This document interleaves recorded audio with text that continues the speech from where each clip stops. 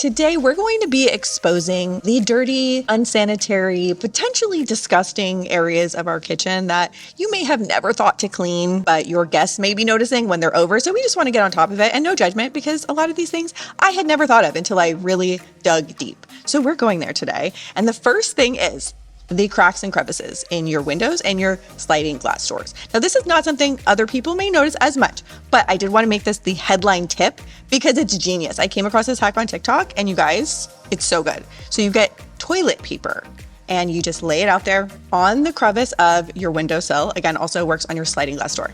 Then you want to spray it with your cleaner. Make sure, do a couple layers, really get in there, saturate the toilet paper.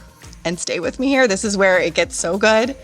You then open the window, open the sliding glass door, and that cleans the track for you. And it is absolutely disgusting what comes out, but so satisfying and no scrubbing required. Next is definitely something your guests will notice, and that is your bar stools, your kitchen stools. Like, look how disgusting mine looks now. I have kids, so no judgment, okay?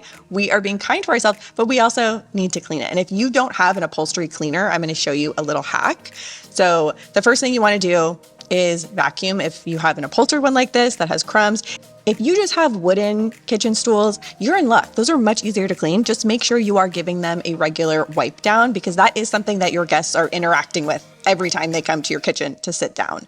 Mine are a different level of nasty right now. And so the tip, if you don't have an upholstery cleaner, you can use Folex. What you want to do, fully saturate the upholstery, okay? Then you want to get a brush and scrub out any stains. And the secret is you let it sit out in the sun. A lot of people don't realize sun is nature's bleach. Let it out there, and the sunlight will not only sanitize it, it also will remove the stains, and it looks so much better. It's not perfect. An upholstery cleaner would be better, but I love this tip. It also works for severely stained clothing. All right, next, pause this video, go get your can opener and look at it, because I was shocked. I had never thought to clean this, and I did not realize how nasty it was because I never really look at it. But this is opening your food containers that you were then eating from. You need a degreaser, so a general cleaner, and then you want a sanitation product. So I like to use hydrogen peroxide, 3%, get it in the spray bottle. So it's much easier. This works so well, and it is less toxic than using bleach in your kitchen. I have a whole video on hydrogen peroxide I will link down below. First, you want to spray it down with your all-purpose cleaner. We are first cleaning and then sanitizing. And it's very helpful to have more precision brushes when you're getting in there and really cleaning the nasty things in your kitchen. I found this entire kit. Look how many brushes come in this kit. It was $6, and even comes with a scraper, which we will get into later. So first, just use your regular all-purpose cleaner, wipe it down. Then you want to spray it with the hydrogen peroxide. Let it sit. For general sanitizing, it just needs to sit for about a minute, and then wipe it clean, and your can opener is nice and fresh and ready to use again. Now, if you've noticed recently that your coffee just has not been hitting the same, it may be because your machine needs to be cleaned and descaled, and also your tea kettle. Okay, when was the last time you actually cleaned this? There is such an easy way to do it. I've now switched to using these tabs because they use natural ingredients. It uses citric acid. I used to use distilled white vinegar, but I'm sorry, I just don't want to put vinegar in my coffee maker. Even though you rinse it out, I don't like the smell of vinegar. These tablets, they bubble up. You just put it in there, let it soak, rinse it out. And look how clean and shiny, and it descales it and cleans it out. So with your espresso machine, what you want to do here is put the tablet in the water compartment. You want to run it 2 to 3 times with that solution. Then you want to dump out that water, refill it with clean water, and run that a good 3 to 4 cycles. So fully flush through the machine, dump that water out. And in case you didn't know, I feel like most people know this, use filtered water. Use the good water, not just regular tap for your coffee machine, espresso machine. The coffee's gonna taste better. We're not done yet. You also want to soak the accessories in the solution for 10 minutes, and then get your cleaning cloth, clean off all the other parts. There was some nasty caked on coffee on the bottom here. And usually there's this bottom hidden compartment that all of the drippings go into. Clean that out. And now, this is one of my favorite tips, you guys. So for stainless steel appliances, they're always covered in fingerprints. Use rubbing alcohol.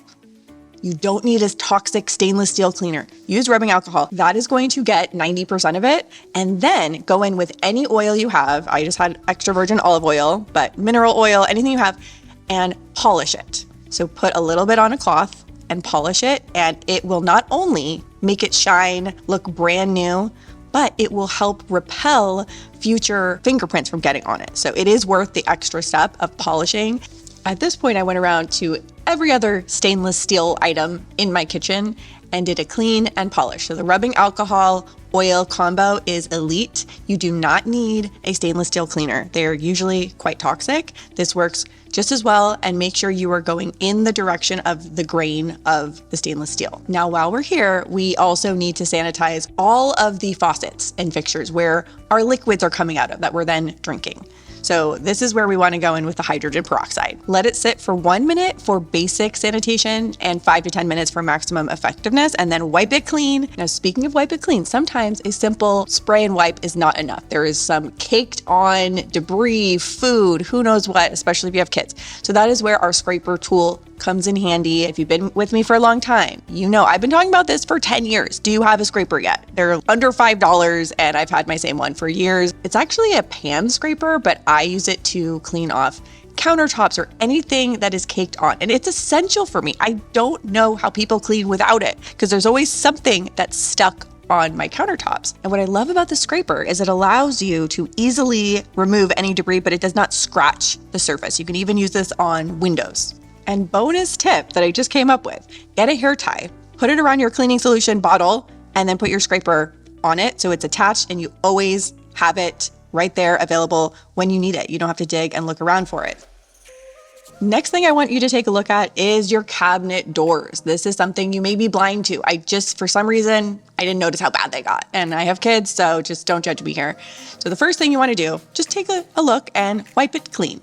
Use your regular cleaning product, wipe clean as much as you can. Make sure, of course, to spend extra attention and get the knobs where people are touching.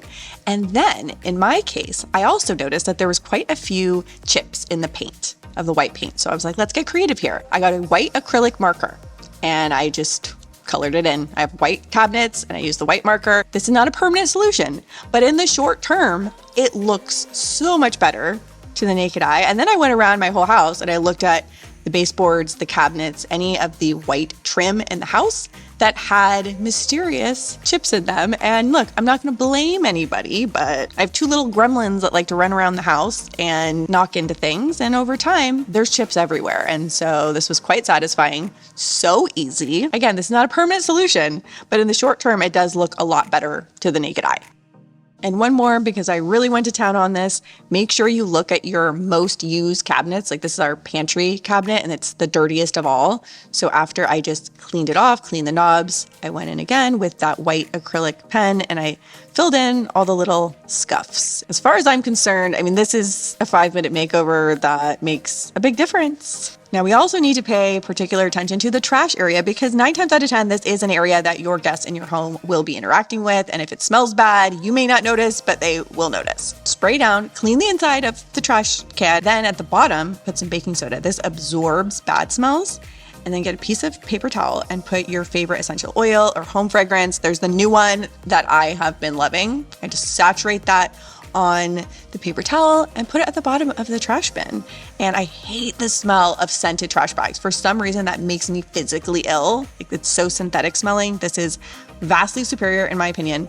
Then make sure you wipe down the trash handle if you have one, the interior, and then little bonus, I found these trash bag rubber bands. They keep the trash bag secure so it does not fall into the bin. And last thing for today that you probably have not thought to clean are your spice containers. Think about how often you're touching them. Sometimes you're dealing with raw meat and using your spices. So it's good to clean the exterior of these just with your all-purpose cleaner. Give them a wipe down.